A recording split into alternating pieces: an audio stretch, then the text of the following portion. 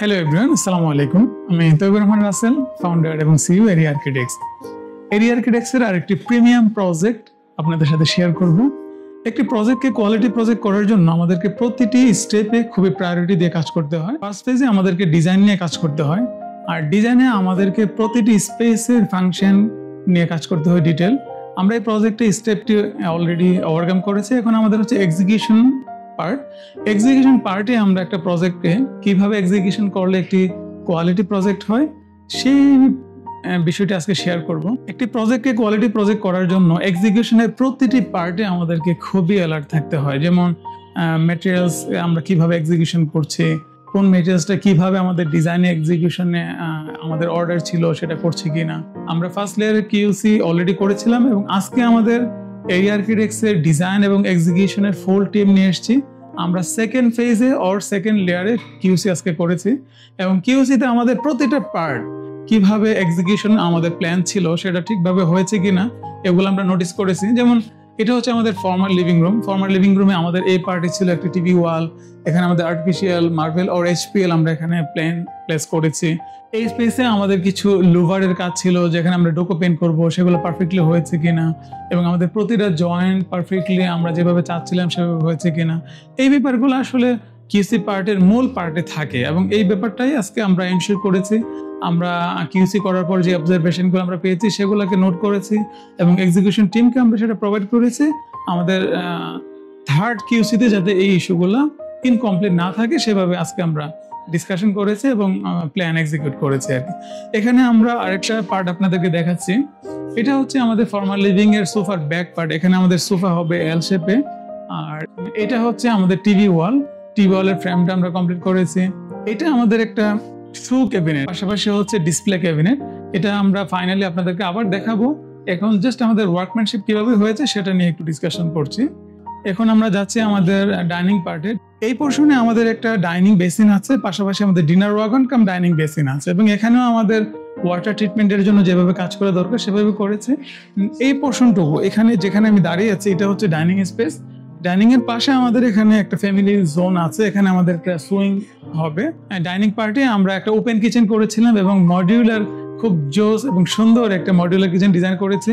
Ultimately এখানে কিন্তু আমাদের একটা ওয়াল ছিল, এখানে আমাদের একটা ওয়াল ছিল, ওয়ালটাকে আমরা ভেঙে দিয়েছি। এ কারণে এই স্পেসটা খুব স্পেসিয়াস হয়েছে। পাশাপাশি ওপেন কিচেনের যে মজাটা এটা কিন্তু আমরা ডাইনিং থেকে সরাসরি নিতে পারবো।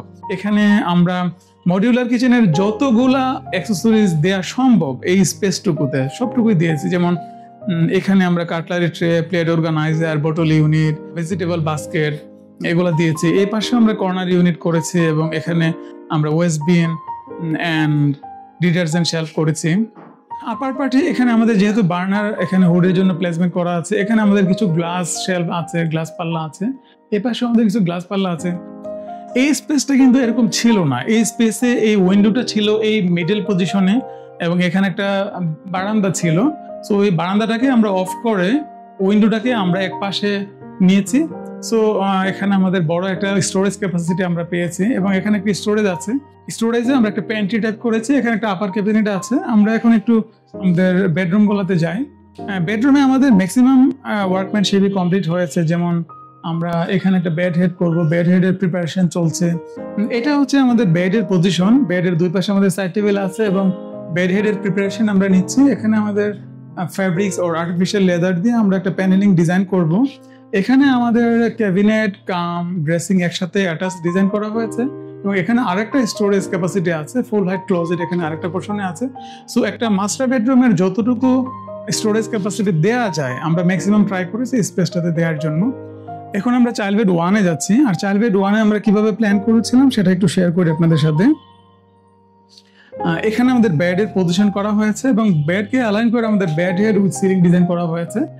এই রুমে একমাত্র এই ওয়ালটাই ফ্রেশ একটা ওয়াল এবং এখানে একটা কোভ ক্রিয়েট ছিল আগে থেকে। সো এখানে আমরা দুইজন বেবির জন্য স্টাডি জোন করেছি এবং মাঝখানে আমাদের ড্রেসিং জোন আছে এবং অপোজিট পোর্শনে আমাদের ফুল হাইট একটা স্টোরেজ ক্যাপাসিটি আছে এবং একটা বেডরুমের জন্য যা প্রয়োজন যেমন স্টাডি, ড্রেসিং এবং স্টোরেজ ক্যাপাসিটি সব কিছু আমরা একটা ওয়ালে কাস্টমাইজ ডিজাইন করতে পেরেছি। এবং এখানে আমরা ফাইনালি যখন আপনাদেরকে দেখাবো আপনারা দেখবেন এখানে খুবই প্রিমিয়াম কোয়ালিটির গ্রেডের ম্যাটেরিয়ালস ইউজ করা হয়েছে এবং প্রতিটার সোভারনেস খুবই পস্ট লেভেলে যাবে। এখন আমরা যাচ্ছি চাইল্ড বেড 2-তে, থার্ড বেডরুমে।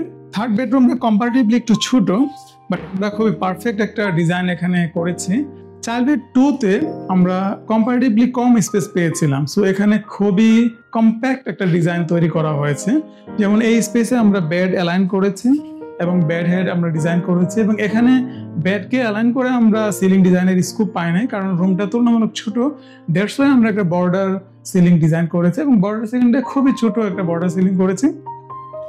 যেহেতু এই স্পেসটাতে আমাদের কাস্টমাইজ ডিজাইন করতে হয়েছে, মানে এক্সট্রা কোনো ধরনের বসার জন্য ফেসিলিটি আমরা দিতে পারি নাই, তাই আমরা উইন্ডো পোর্শনে একটা ফিক্সড সিটার ডিজাইন করেছি এবং এখানে আমরা একটা কাস্টমাইজ সাইজ স্টাডি ডিজাইন করেছি এবং এখানে হচ্ছে ক্যাবিনেট, এখানে ড্রেসিং। অল্প একটু পোর্শনে কিভাবে বেশি ফাংশন দেওয়া যায় এবং ডিজাইনকে কিভাবে প্রপার করা যায় সেটা নিয়ে আমরা খুব ডিটেল কাজ করেছি এখানে।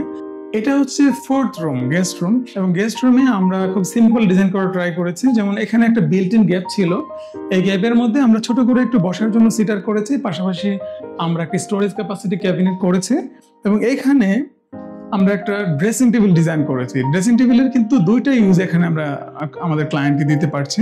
একটা হচ্ছে যে bed side table and dressing, কারণ এই স্পেসটা এতটা ছোট ছিল যে এখানে এক্সট্রা আমরা সাইড টেবিল দিতে পারছিলাম না, bed side table. That's why আমরা ড্রেসিং টেবিলটাকে এমনভাবে ডিজাইন করেছি যাতে dressing table cum bed side table আমরা পারপাসটা এখানে সলভ করতে পারি। এই ফ্ল্যাটে যখন আমরা প্রথম ডিজাইন স্টার্ট করি তখন কিন্তু শুধুমাত্র ব্রিক ওয়াল ছিল, কিছুই ছিল না। সো আমরা প্রতিটা স্পেসের প্রপার ফাংশন দিতে পেরেছিলাম আর কি। যেমন একদম টাইলস থেকে শুরু করে প্রতিটা পার্টে আমাদের ডিজাইন টিম এখানে ইনভলভ ছিল।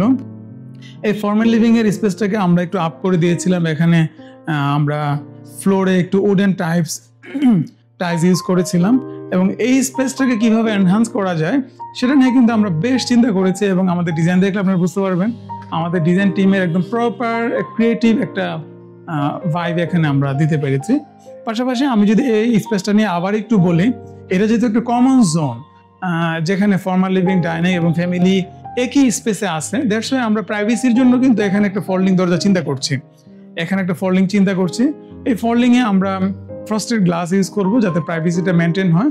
যখন আমাদের গেস্ট আসবে তখন ফর্মাল লিভিংয়ে চলে আসলে কিন্তু ফুল প্রাইভেসিতে আমরা চলে যেতে পারবো আর কি। ইনশাআল্লাহ খুবই দ্রুত আপনাদেরকে ফিনিশিং এই প্রজেক্টের আউটলুক আমরা শেয়ার করবো আপনাদের সাথে। সে পর্যন্ত আমাদের সাথে থাকবেন। আল্লাহ হাফেজ।